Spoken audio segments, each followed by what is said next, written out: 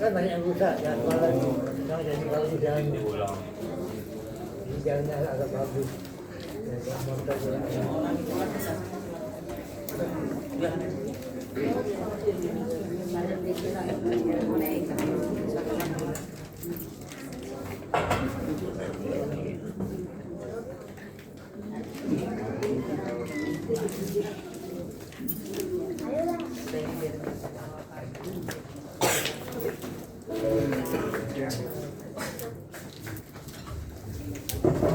Shalom, selamat pagi saudaraku. Selamat datang, selamat beribadah dan beramal di minggu pertama ini. Mari bersama-sama kita mempersiapkan diri kita sebelum kita memakan darah dan tubuh Tuhan Yesus. Sini tercurah kita semua yang sudah dimampukan dan memberikan kepada kita pengampunan dosa. Mari kita mempersiapkan diri kita. Terima kasih ya Tuhan buat hari ini yang indah sekali. Buat berkat yang tiada henti-hentinya memberikan kepada setiap kami anak-anak yang dikasihi.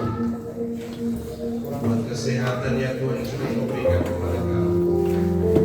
Jika kami percaya datang kepadamu ya Tuhan untuk memuji dan mengagungkan nama-Mu.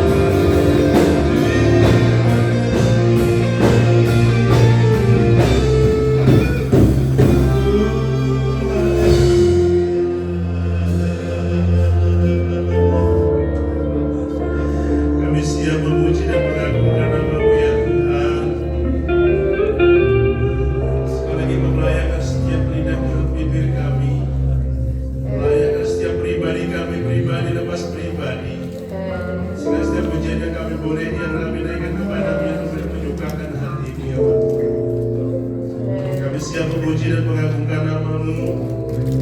Di dalam nama Tuhan Yesus Kristus kami berdoa. Haleluya. Amin. Puji Tuhan, berikan salam kiri kanan depan belakang saudaraku. Saya percaya bahwa di dunia ini ada satu nama yang boleh mengikat hati setiap umat Tuhan di tempat ini. Amin saudaraku. Ada nama lain yaitu nama yang indah, yaitu Yesus Kristus yang luar biasa. Kita naikkan pujian itu.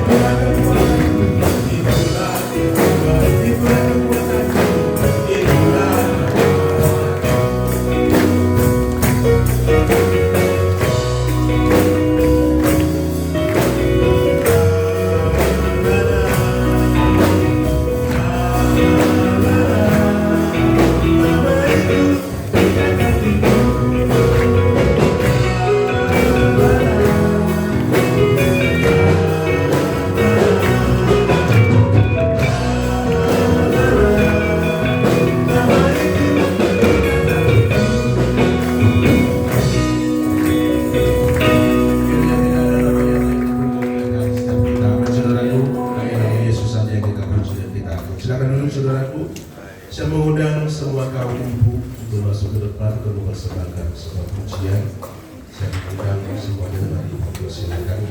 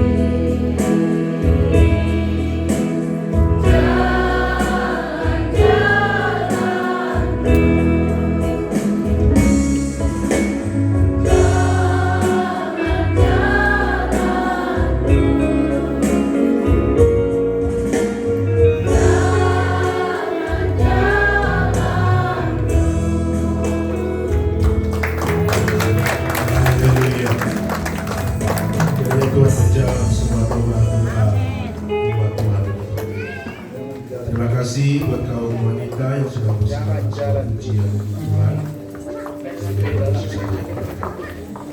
Kita bersiapkan diri kita akan mendengarkan firman Tuhan. Mari saya undang semua kita sekali lagi kita berdiri. Kita mempersiapkan hati kita menaikkan satu ujian. Bukan dengan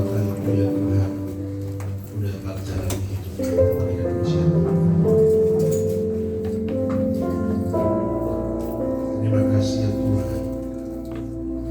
Kesempatan yang sudah diberikan buat kami mendengarkan firman-Mu. Terima kasih Yesus.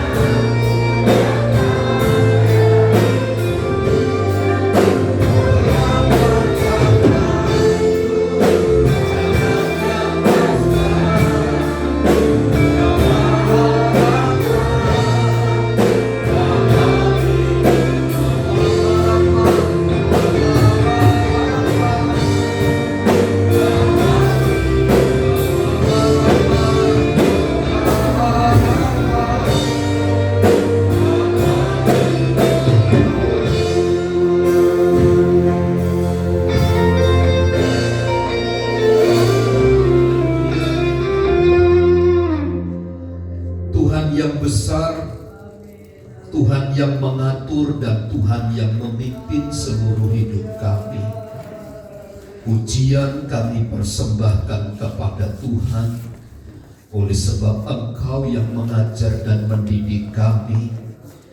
Dengannya biarlah penyertaan pembelaan Tuhan itu membuat kami semakin tabah, semakin kuat menghadapi segala hal yang terjadi.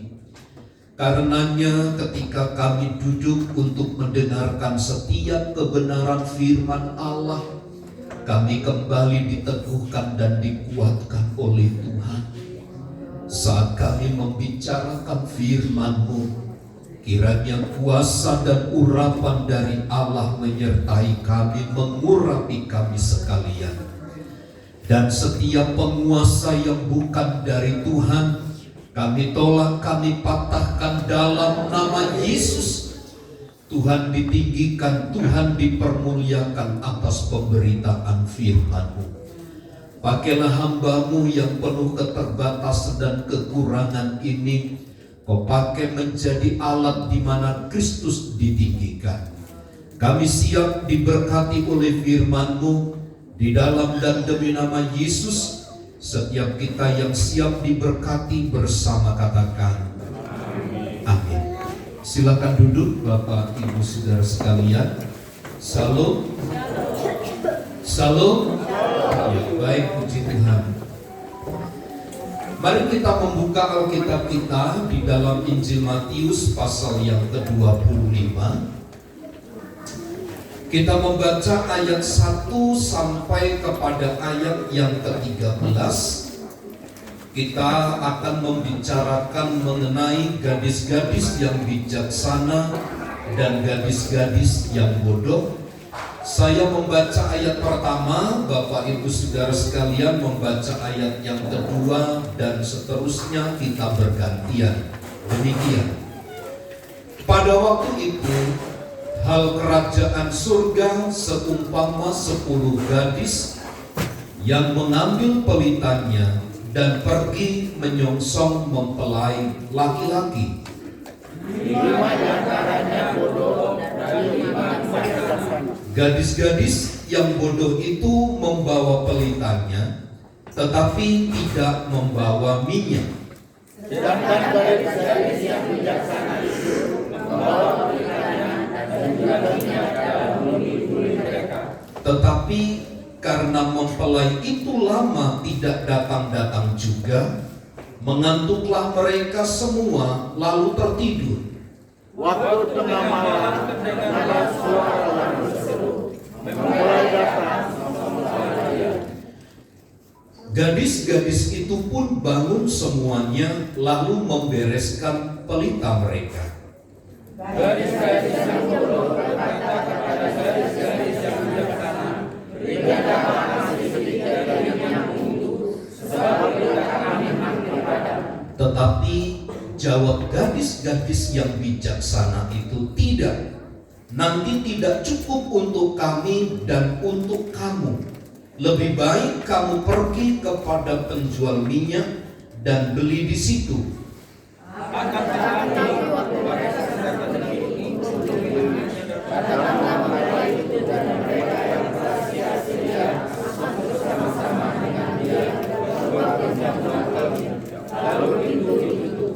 Kemudian datang juga gadis-gadis yang lain itu dan berkata, "Tuan, Tuan, bukakanlah kami pintu."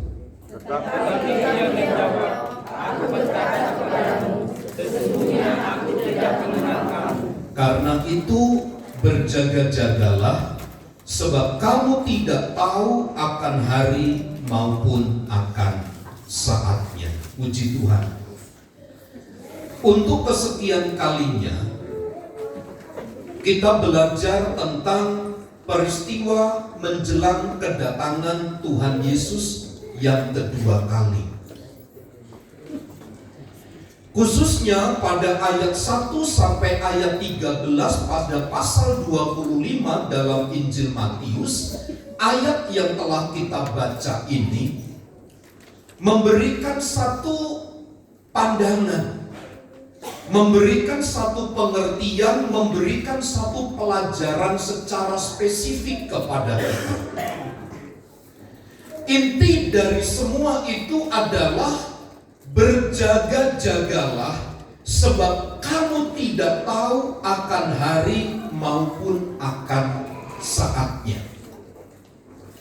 Ayat ini bicara kepada mereka yang mengatasnamakan sebagai orang-orang yang percaya kepada Tuhan Yesus, di mana Tuhan Yesus melihat ada satu indikasi di antara mereka yang mulai terlena dengan kehidupan ini.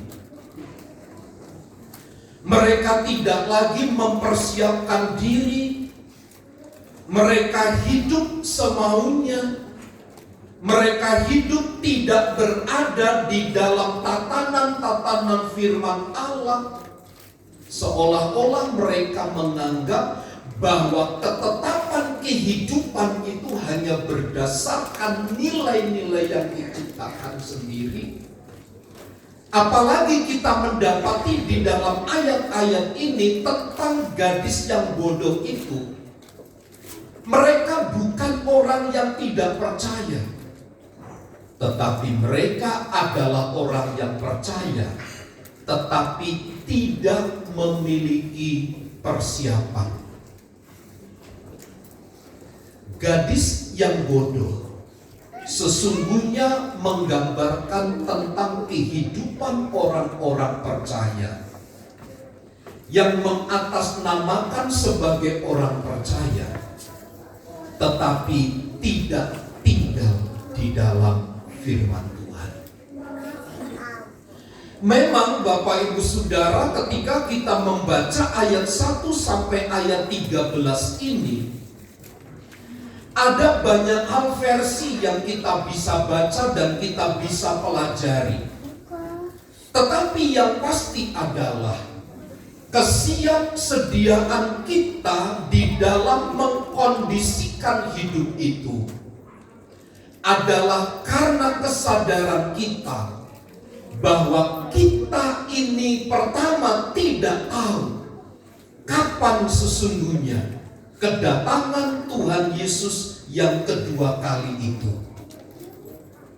Tapi yang kedua adalah satu kepercayaan di antara kita kepada pribadi Tuhan Yesus Kristus itu. Nah, berdasarkan pernyataan-pernyataan ini, maka setiap orang percaya harus bertekun dalam iman. Apabila hari itu tiba, yaitu Anak Manusia Yesus Kristus itu datang kedua kalinya, kita didapati tetap setia, kita didapati tetap berdiri kokoh di dalam Tuhan. Yesus pernah berkata begini, jika aku datang ke muka bumi ini, adakah kudapati iman? Berdasarkan ayat ini, saya ingin sampaikan bahwa manusia di akhir zaman adalah manusia yang kekurangan daya, kekurangan kemampuan iman. Dengan kata lain, Bapak Ibu Saudara, manusia akhir zaman itu akan mudah dikelabui, akan mudah diombang-ambingkan. Kita dapati berapa banyak Bapak Ibu Saudara orang-orang yang dulunya duduk di sebelah kita, yang tadinya setia beribadah kepada Tuhan, yang dulunya menjadi pelayan-pelayan Tuhan. Sekarang banyak di antara mereka yang sudah terlena dengan kenikmatan dunia. Menjadi hal yang sumir bagi kita hari-hari ini, Bapak Ibu. Kita mengikuti perkembangan dunia. Tapi kalau kita tidak mengikuti perkembangan dunia, kita akan dianggap orang yang ketinggalan. Kita akan dianggap sebagai orang-orang kuno, dianggap sebagai orang-orang yang kolot. Persoalannya adalah begini. Berapa banyak waktu yang kita pergunakan untuk membaca Alkitab dan merenungkan firman Allah itu, dengan kita ada di media sosial, dengan kita ada di depan alat komunikasi kita. Kita membaca Alkitab paling lama 1 jam sehari, Bapak Ibu. Ada yang membaca Alkitab 1 jam sehari? Ada? 30 menit? Ya, ada 30 menit. Di depan alat komunikasi kita ada yang membawa alat komunikasi atau handphone itu hanya 30 menit. Apalagi kalau kita menonton film Korea ya. Nonton film Korea setelah sarapan, waktu sarapan kita nonton di depan sampai selesai. Nanti di kamar kita nonton lagi. Ada Instagram, ada TikTok, ada Facebook, sehingga sepanjang hari itu kita bergulir, kita bergelut dengan keadaan itu. Lalu kita berkata, kalau saya tidak seperti itu, maka saya ketinggalan zaman. Nanti orang cerita tentang peristiwa ini, cerita tentang peristiwa ini, seolah-olah kita dianggap kalau kita berkata, wah saya tidak tahu. Orang akan berkata, kemana saja? Apa yang Anda tonton? Apa yang Anda lihat? Mari Bapak Ibu Saudara kita berpikir logika saja. Ini yang dianggap sebagai yang benar itu. Sekarang saja seperti ini, apalagi nanti menjelang kedatangan Tuhan Yesus yang kedua kali. Saya percaya nanti bukan hanya TikTok, bukan hanya Instagram, bukan hanya Facebook. Dan film-film itu bukan hanya film-film Korea. Ada mungkin film-film yang lebih bagus, yang lebih menarik perhatian kita. Sehingga apa? Fokus hidup, perhatian kita hanya tertuju kepada media sosial itu. Dan kita berkata, memang ini wajar. Ini satu kebenaran. Sebab kalau saya tidak seperti itu, maka kita akan mengalami hambatan-hambatan. Ada seorang hamba Tuhan berkata seperti ini, baiklah saya tidak mau dianggap orang bodoh tentang ilmu dunia. Baiklah saya berani berkata, iya saya terima. Saya dianggap bodoh bagi dunia. Tapi asal saya mengerti dan hidup di dalam firman Tuhan. Bapak Ibu Saudara, ingatlah hari-hari ini kita harus lebih banyak waspada dan berjaga-jaga. Kalaupun kita tidur, janganlah tidur sampai terlelap pulas. Ibu Gembala bilang begini, kalau tidur matikan lampu. Jangan dimatikan lampu. Kenapa? Nanti tidurnya kebablasan. Saya bilang kalau tidur kalau pakai lampu terang, saya nggak bisa tidur. Saya bilang begitu. Tapi Ibu Gembala kalau dinyalakan, kalau nggak dinyalakan, nanti kita kebablasan tidurnya. Bapak Ibu Saudara, artinya mari kita selalu berjaga-jaga dan waspada. Sebab kedatangan Tuhan Yesus kali yang kedua itu telah diberikan tanda-tandanya. Namun kita tidak tahu kapan ia akan datang. Matius pasal 25 ayat 1 sampai 13. Kesimpulan dari ayat ini adalah mari kita selalu berjaga-jaga. Waspadalah. Mari kita siuman selalu. Persiapkan diri kita dengan baik untuk menghadapi kedatangan Tuhan Yesus yang kedua kali itu. Jangan sampai nanti mempelai pria itu datang, Yesus Kristus itu datang, kita baru minta minyak ke kanan ke kiri, kita baru beli minyak ke kanan dan ke kiri. Bapak Ibu Saudara pernah di tempat ini mengadakan satu kegiatan.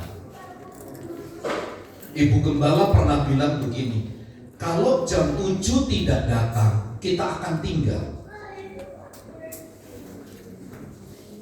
Tahukah Bapak Ibu Saudara berapa yang ketinggalan?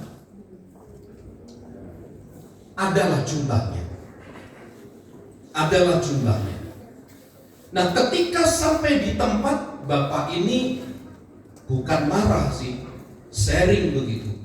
Kenapa saya ditinggal? Kan kita sudah janjian berangkat jam 7 jalan. Sementara dia datang jam 8, setengah 8. Siapa yang mau menunggu setengah jam, 1 jam? Ini contoh yang sangat sederhana. Kita itu sudah diberikan bekal, Bapak Ibu Saudara, sudah diberikan satu pengetahuan, sudah diberikan satu pengertian. Kapan Tuhan Yesus itu datang? Tanda-tandanya sudah diberitahukan kepada kita. Persoalannya adalah kita itu menganggap sepi, menganggap sederhana akan peristiwa kedatangan Tuhan Yesus kali yang kedua itu. Karena menurut saya, peristiwa kedatangan Tuhan Yesus yang kedua kali itu bukan satu berita bukan satu kedatangan yang biasa.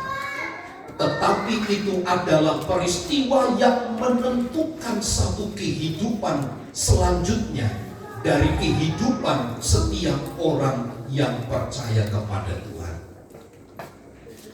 Saya percaya begini, ketika kita siaga, ketika kita bersiap sedia, apalagi menanti kedatangan Tuhan Yesus yang kedua kali, maka ketika Tuhan datang, Tuhan akan membawa kita sertanya masuk di dalam perjamuan kawin, pesta di dalam kemuliaan Bapa. Ada beberapa poin yang saya ingin sampaikan berdasarkan Matius pasal 25 ayat 1 sampai 13 ini. Di dalam ayat yang ketiga, gadis-gadis yang bodoh itu membawa pelitanya, tetapi tidak membawa minyak. Pengertian saya tentang ayat yang ketiga itu adalah terlalu penting kesiapan pribadi itu. Kita memang menjadi orang percaya, Bapak Ibu, tapi kita tidak boleh hanya sekedar menjadi orang yang percaya. Gadis-gadis yang bijaksana membawa minyak tambahan dalam buli-buli mereka. Ini sesungguhnya melambangkan kehidupan rohani yang terus diperbaharui dari hari ke hari. Tidak dan bukan hanya tampilan luar yang diperbaharui, tetapi di dalam itu. Apa yang terjadi kemudian kalau kita membaca ayat itu, kesiapan ini tidak bisa dipinjamkan kepada pihak yang lain. Dengan kata lain, bicara kesiapan itu adalah bicara pribadi, bicara diri sendiri. Kesiapan itu tidak bisa ditransfer ke pihak lain, tetapi ini adalah urusan pribadi kita. Karenanya Bapak Ibu Saudara, menjadi penting kita itu punya kesiapan pribadi. Di rumah, di dalam pekerjaan, kita ibadah, kita benar-benar ibadah. Kita memuji Tuhan, kita benar-benar memuji Tuhan. Kita mendengarkan firman Tuhan, kita benar-benar menjadi pendengar firman Tuhan itu. sehingga kualitas ibadah itu menjadi satu ibadah yang berkualitas, sehingga kita datang dan kita pulang itu ada satu perbedaan. Bapak Ibu Saudara, penting kesiapan pribadi itu, sebab keselamatan itu bukan digantungkan kepada pasangan. Kalau saya setia beribadah kepada Tuhan, kalau saya setia tinggal di dalam kebenaran, jangan pernah berkata anak saya nanti dia akan diselamatkan. Tidak. Anak saya adalah tergantung bagaimana dia kepada Tuhannya. Tapi saya, kalau saya memiliki kesiapan pribadi yang baik, menjelang kedatangan Tuhan yang kedua kali, saya pasti akan bersama-sama dengan mempelai laki-laki itu. Demikian juga bagi kita. Dalam ayat yang kelima, tetapi karena mempelai itu lama tidak datang-datang juga, mengantuklah mereka, lalu semua tertidur. Ayat ini mengindikasikan bahwa waktu Tuhan, kedatangan mempelai itu tidak ada yang tahu. Termasuk kita yang hidup sebagai orang percaya. Beberapa bulan lalu saya sampaikan, Tuhan itu memberikan tanda-tandanya. Tetapi kita tidak diberikan tanggal, waktu, tahun yang spesifik kapan Tuhan Yesus itu datang kedua kali. Tapi yang pasti waktu Tuhan itu tidak diketahui, dan yang pasti Ia akan datang. Yang pasti Ia akan datang. Kalau pasti Ia akan datang, tentu itu menuntut setiap orang percaya untuk berjaga-jaga dan bersiap sedia menanti kedatangan Tuhan Yesus itu. Karena Bapak Ibu Saudara, Tuhan Yesus bisa datang kapanpun. Orang memprediksi hari-hari ini peristiwa bagaimana Israel dan Amerika membombardir Iran. Ini akan terjadi perang ketiga katanya. Lalu dikaitkan lagi menjelang kedatangan Tuhan Yesus kedua kali. Sah-sah saja orang memprediksikan hal itu, akan terjadi perang di mana-mana. Apalagi kalau bom nuklir itu diletuskan, akan terjadi pembunuhan secara massal. Prediksi orang, inilah kedatangan Tuhan yang kedua kali. Sekali lagi, pentinglah bagi kita untuk berjaga-jaga. Boleh tidur, tapi tidur kita harus tidur secara waspada, siap sedia.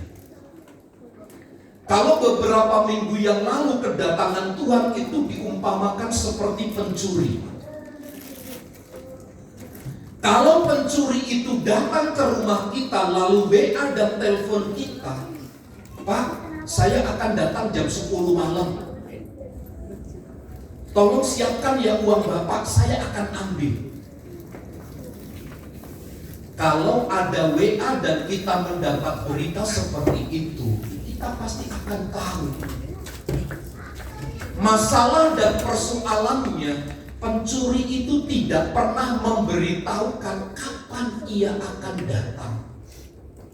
Tapi yang pasti, saat kita terlena, ia memakai kesempatan itu untuk mengambil barang-barang yang berharga dari hidup kita ini.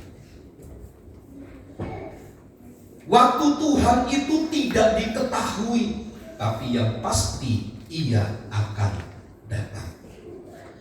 Di dalam ayat yang kelima atau dalam ayat yang ke-10, akan tetapi waktu mereka sedang pergi untuk membelinya, Datanglah mempelai itu dan mereka yang telah siap sedia masuk bersama-sama dengan dia ke ruang perjamuan kawin, lalu pintu ditutup. Ayat 11. Kemudian datang juga gadis-gadis yang lain itu dan berkata, Tuan, Tuan, bukakanlah kami pintu. Ayat 12. Tetapi ia menjawab, Aku berkata kepadamu, sesungguhnya aku tidak mengenal kamu.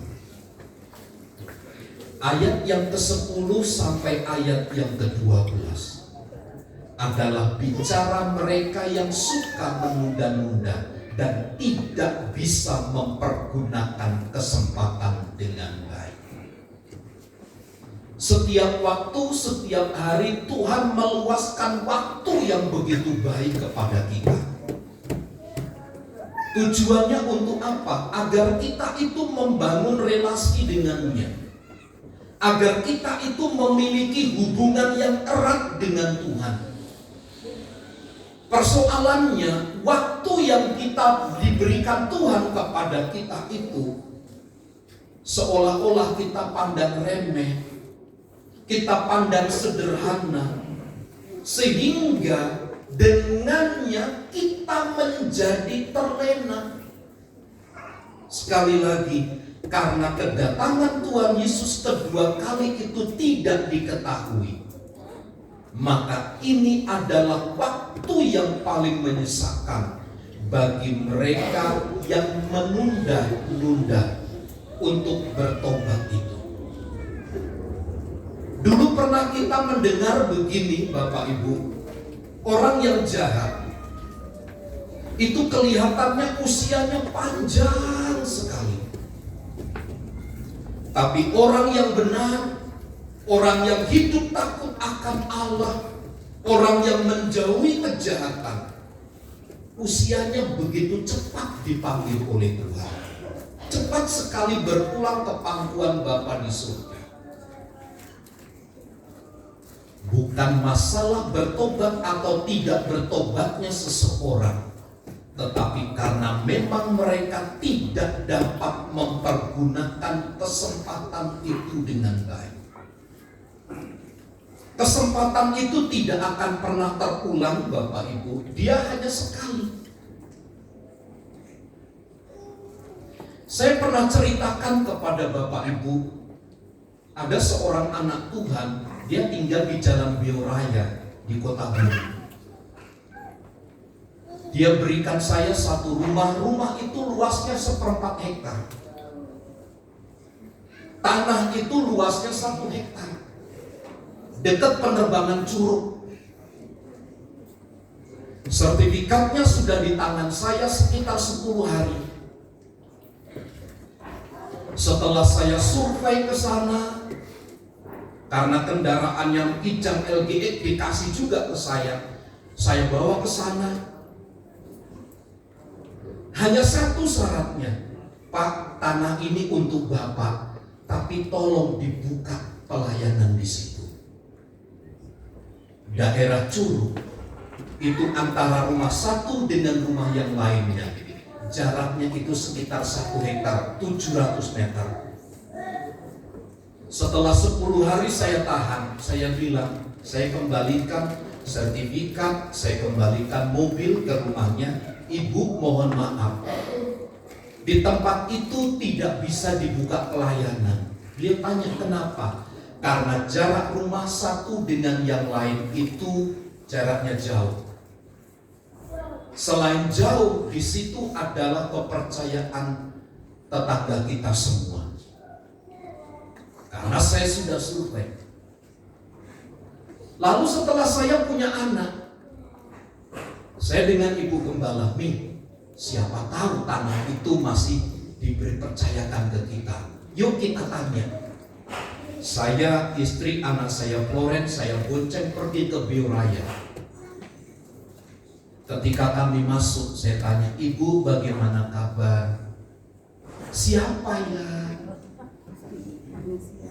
Dia tanya ke saya, Bapak siapa ya? Oh, saya dulu yang pernah Ibu kasih rumah di Curug, dan saya beberapa kali menolong Ibu, membantu Ibu mendampingi ibu pelayanan. Satu kata yang ia simpulkan, saya tidak kenal Bapak. Padahal saya berharap besar dia ingat saya dan sertifikatnya diberikan lagi kepada saya. Pulang saya bersedih, meneteskan air mata begitu. Tidak sesuai dengan harapan. Saya mengatakan begini, kesempatan itu tidak berulang. Tapi kesempatan itu hanya sekali datang. Kesempatan itu seperti dewa Bapak Ibu yang botak kepalanya di belakang.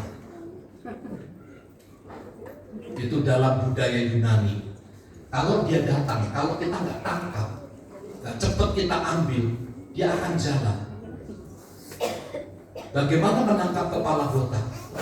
Kecuali kalau rambutnya panjang, dia jalan. Ini enak ditarik, ada pegangannya. Masalahnya dia botak. Itulah kesempatan. Kesempatan itu hanya sekali. Nah sekarang, kalau ada orang, Pak tolong kasih ini, kapan saya ambil? Masalahnya sekarang nggak ada orang ngasih lagi. Nah, masalahnya sekarang nggak ada orang ngasih lagi. Kasih tanah 1 hektar gitu, nggak ada lagi. Itu cukup sekali. Saya ingin katakan, pergunakanlah kesempatan sebaik-baiknya. Selagi Tuhan berikan waktu kepada kita. Engkau yang lemah, engkau yang sakit, engkau yang sedang berada dalam kelemahan tubuh, kalau engkau bisa datang, datanglah beribadah kepada Tuhan. Dan Anda yang sehat, Anda yang kakinya masih kuat, jalanlah, langkahkanlah kakimu kepada Tuhan. Pak Diki kakinya sakit, harus dikasih apa Pak Diki? Ya, tapi beliau bisa datang. Kita yang sehat, yang masih gagah, yang kumis dan jaklang begitu, datanglah, jangan kalah. Jangan hanya kita dikalahkan oleh situasi. Gunakan semua kesempatan itu untuk Anda dan saya membangun relasi dengan Tuhan. Jangan tunda-tunda kesempatan. Jangan berkata, besok masih ada waktu. Besok masih ada kesempatan. Gereja tidak hanya di sini, tapi di mana-mana banyak gereja. Betul. Tapi kalau Anda sekali menunda waktu dan kesempatan, minggu besok lagi Anda akan melakukan hal yang sama. Minggu ketiga Anda dan saya akan melakukan hal yang sama. Keempat, kita akan terlena dan terbiasa karena itu. Kelima, kita ambil keputusan, ya sudahlah, kita di rumah saja, tidak usah bergereja. Ayat-ayat yang kita baca ini, itulah sikap yang diambil oleh 5 wanita, 5 gadis yang bodoh itu. Ada kesempatan yang diberikan, ada waktu yang masih luang, tetapi tidak dipergunakan waktu dan kesempatan itu dengan baik. Semua ayat yang tercatat di dalam Matius 25 ayat 1 dan ayat 13 diakhiri, dikunci pada ayat yang ke-13. Karena itu berjaga-jagalah, sebab kamu tidak tahu akan hari maupun akan saatnya. Mari Bapak Ibu Saudara, kita mengubah cara pandang kita hari-hari ini. Kita perlebih banyak waktu-waktu kita untuk Tuhan, dan mari kita lebih aktifkan kehidupan rohani ini. Itulah tanda kita berjaga-jaga dan bersiap sedia menjelang kedatangan Tuhan Yesus kali yang kedua. Mari kita sadar, mari kita siuman, jangan tidur terus. Mari bangun kehidupan ini. Berjaga-jaga dan bersiap sedia itu tidak baik, tidak enak. Tidur itu adalah nyaman. Tapi ingat, jangan sampai seperti wanita yang bodoh. Ketika mempelai datang itu, ia hanya menangis. Tangisan itu tidak membawa perubahan apa-apa. Tangisan itu hanya bentuk penyesalan akhir tentang kesempatan-kesempatan yang Tuhan telah beri, namun tidak dipergunakan sebaik-baiknya. Saya percaya Bapak Ibu Saudara, setiap kita mari bersama kita membangun kehidupan ini lebih baik hari ke hari. Mari kita jaga, mari kita waspada, mari kita selalu siap sedia menjelang kedatangan Tuhan Yesus kedua kali. Sebab akan ada banyak pihak, akan ada banyak oknum yang berusaha menarik dan membawa kita kepada dunia.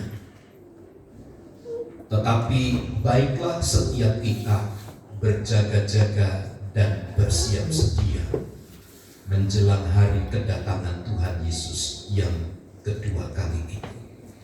Anda dan saya dipanggil untuk menjadi orang-orang yang bijak, yang harus belajar terus mematikan bahwa pelita itu tetap menyala, tinggal di dalam kebenaran, taat dan hidup di dalam pimpinan Tuhan. Tuhan Yesus memberkati.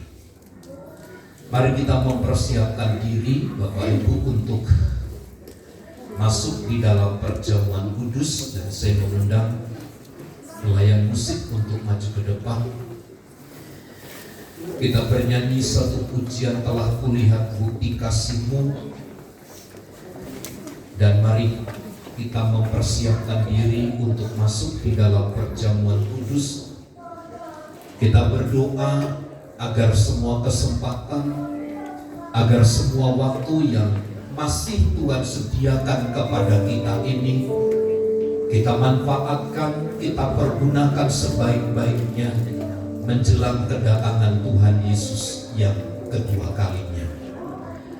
Telah kulihat bukti kasih.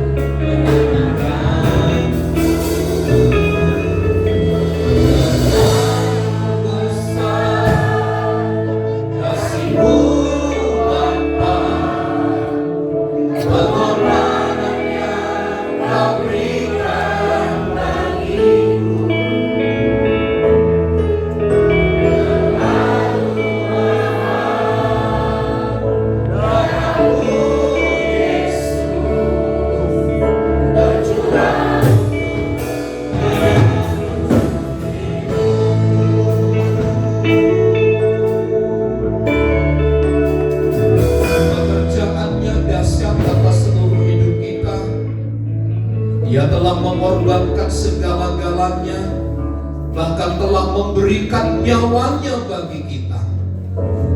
Waktu kita percaya kepada Tuhan, Ia lakukan itu semua untuk dan bagi kita. Tugas kita hari ini adalah hiduplah dengan bijaksana.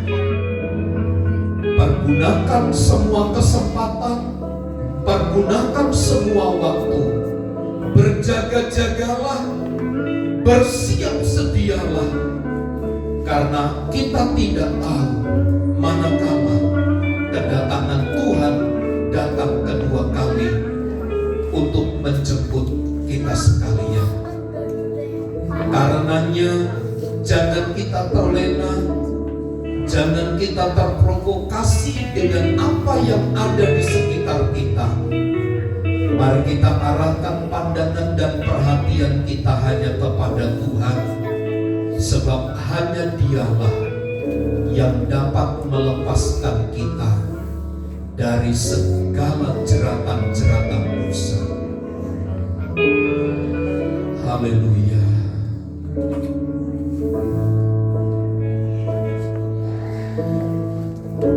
Haleluya. Terlalu besar kasih-Mu, Bapa, pengorbanan yang Kau berikan bagiku. Katakan bersama-sama,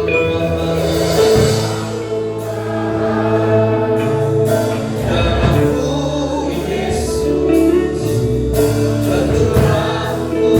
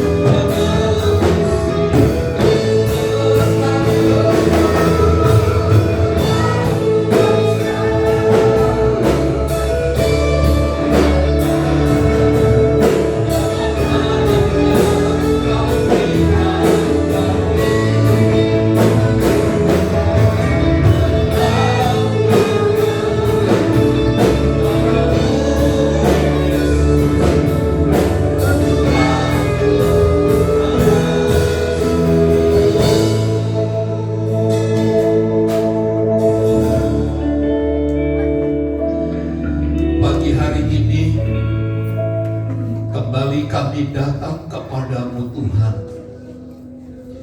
Seraya kami mempersiapkan diri untuk menjaga kelak kedatangan Tuhan yang kedua kali. Perjamuan kudus yang sebentar akan lakukan ini menjadi peringatan akan kami, agar kami terus mengerjakan keselamatan ini dengan takut dan gentar akan Tuhan.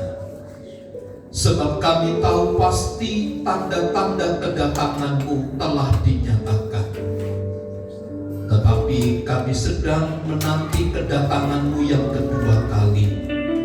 Karenanya bimbing kami, arahkan kami, mampukan kami untuk kami terus memandang wajah dan kemuliaan Tuhan. Apa yang melenakan hidup kami, apa yang telah memprovokasi kami hari ini, biarlah itu kami tanggalkan di bawah kekuasaan dan kedaulatan Allah, di mana Kristus yang telah mati dan bangkit bagi kami, yang telah memberikan keselamatan kami, yang telah bersedia memberikan kehidupan yang baik kepada kami.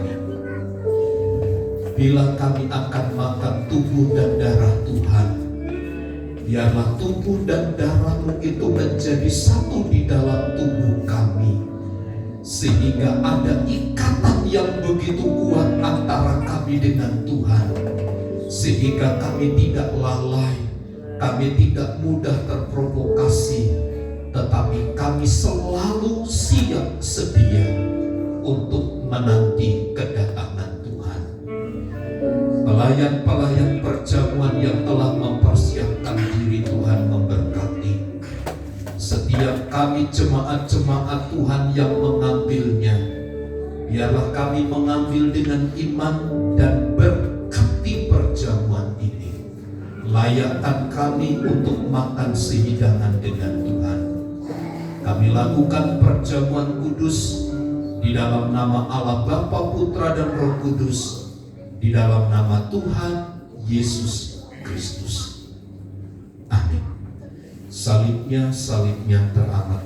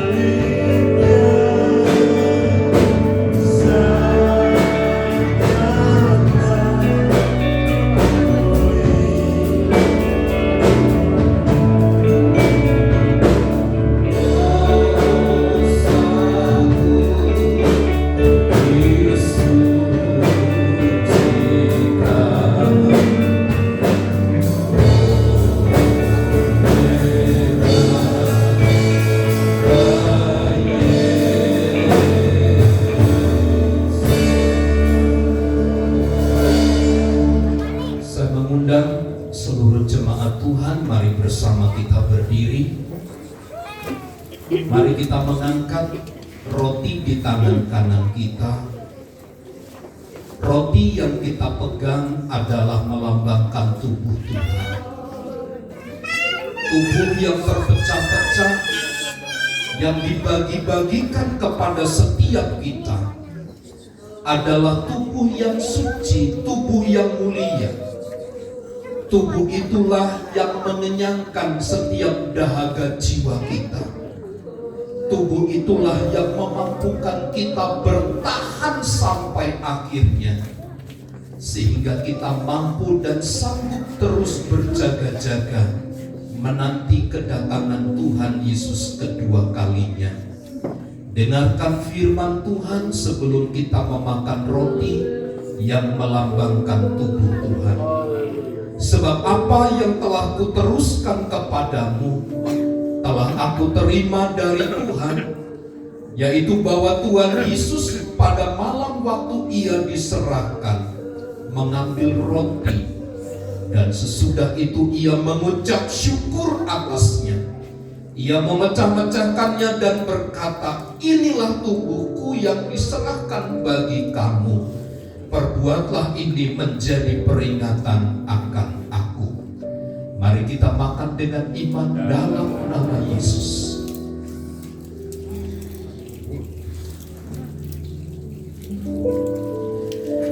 Haleluya.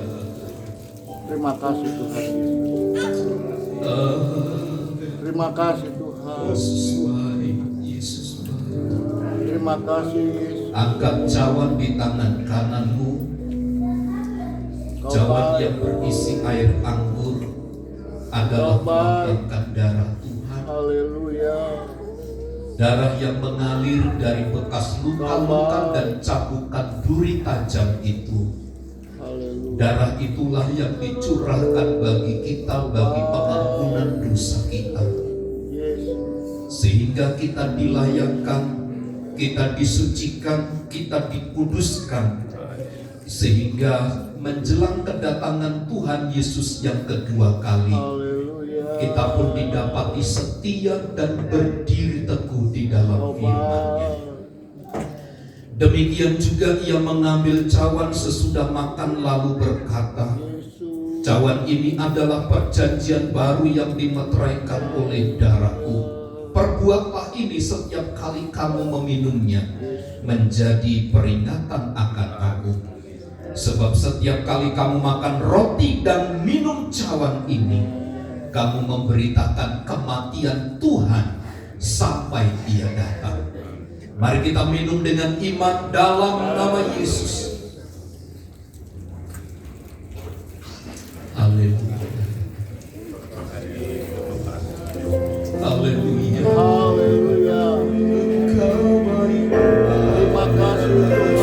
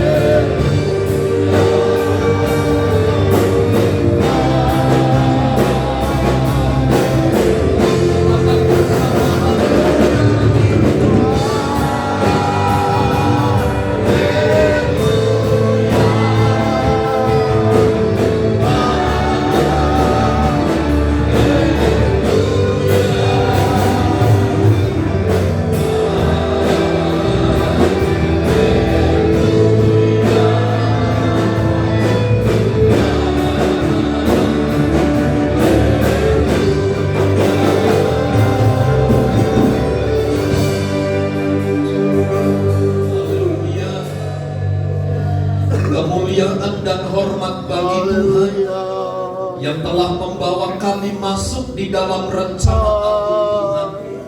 Engkau yang telah menyelamatkan kami, Engkau telah yang membawa kami keluar dari dosa. Sekarang Engkau membawa dan menempatkan kami di tempat yang terbaik, keselamatan yang agung dan mulia itu. Karenanya mampukan terus untuk kami berjaga-jaga.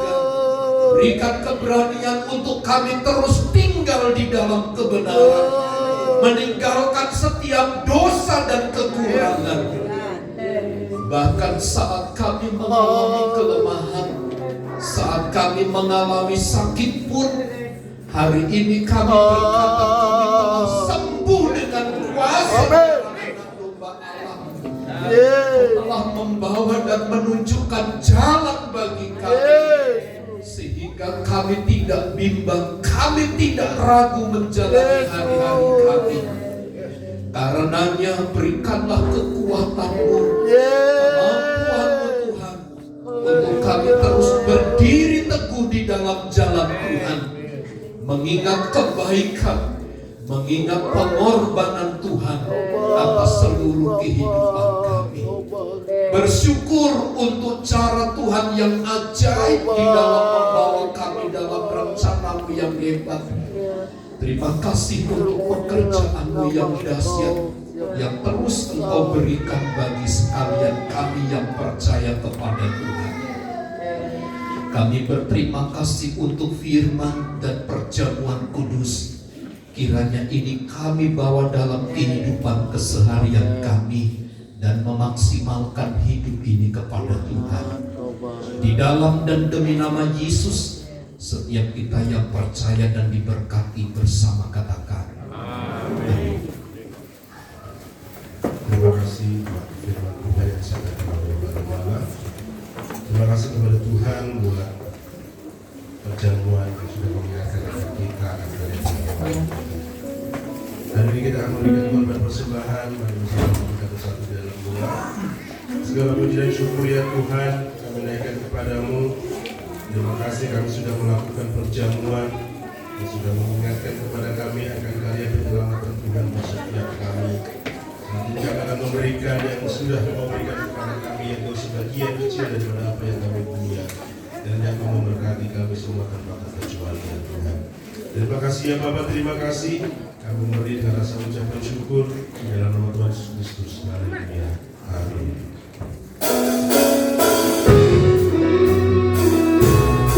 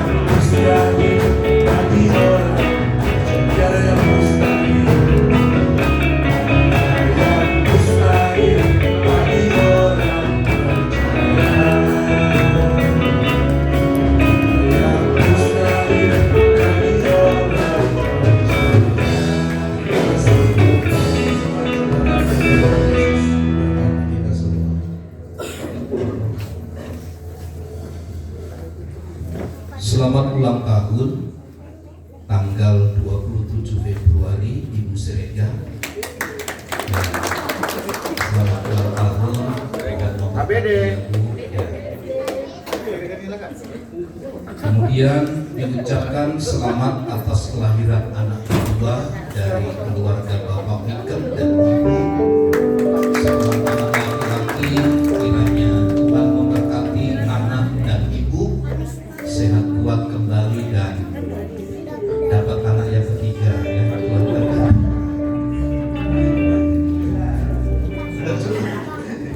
Tuhan berkati. Kita berdoa bagi Bapak Ibu Paus ada ini. Rupanya beliau tangan kanannya kepencet mesin, jadi harus dipem di rumah sakit di Cilegon. Tidak pulang hari ini. Ya, kita berdoa supaya Tuhan menyembuhkan dan dapat beraktivitas kembali dengan baik.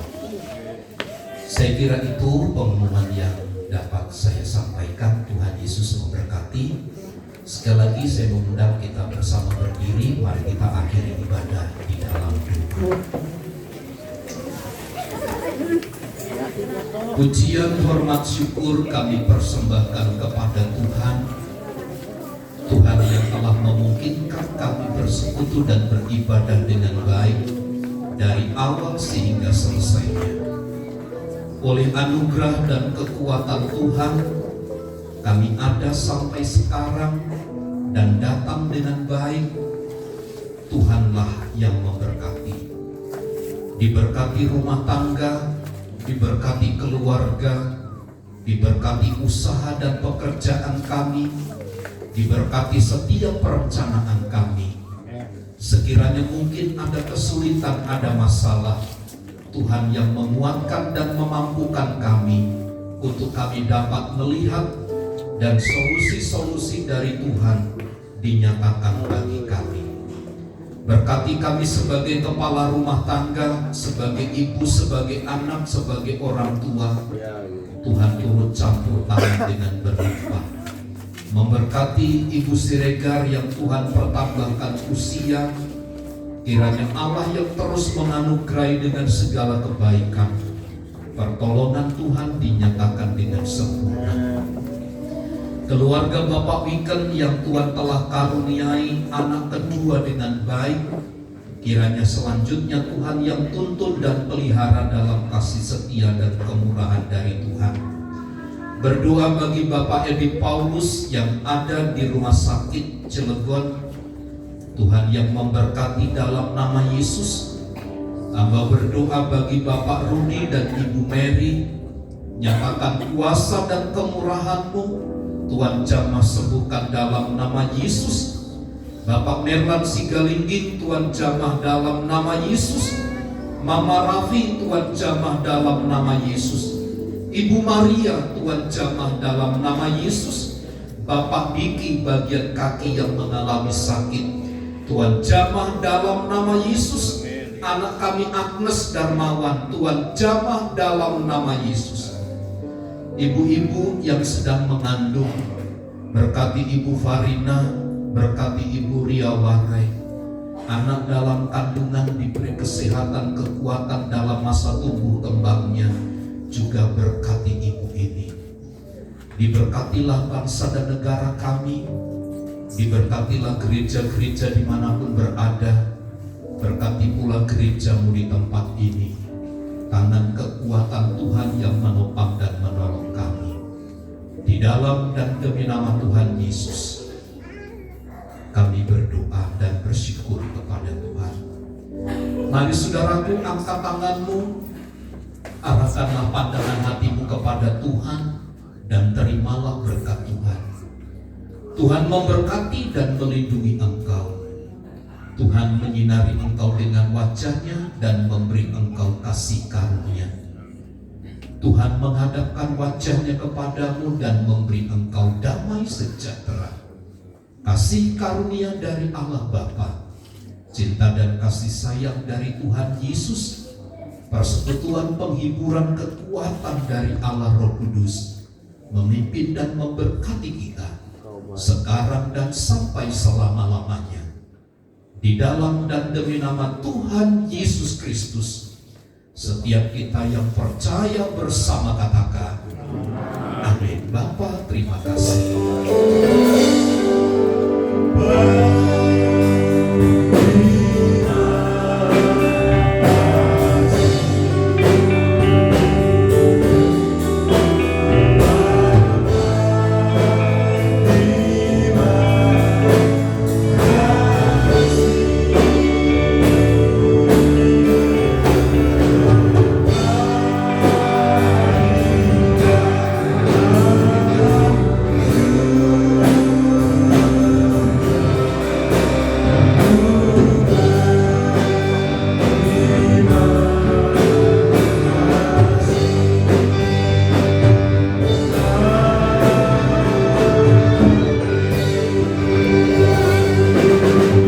Ibadah selesai,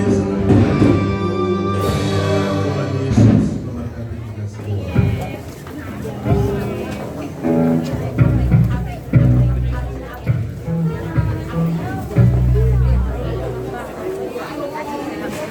Ayo.